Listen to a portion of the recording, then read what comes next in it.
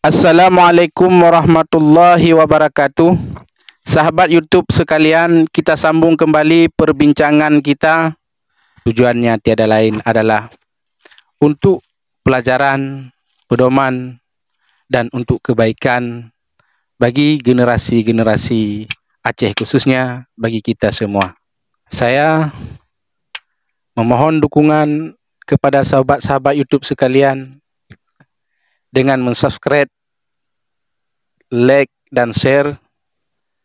Bagi saudara-saudara, sahabat-sahabat sekalian yang telah mendukung channel ini, saya doakan yang masih lajang, yang masih gadis, semoga diberi oleh Allah jodohnya yang ganteng, yang tampan, yang cantik. Dan bagi yang sudah berkeluarga, selalu dianugerahi awet muda kepada istrinya, dan begitu juga selalu ganteng bagi suaminya.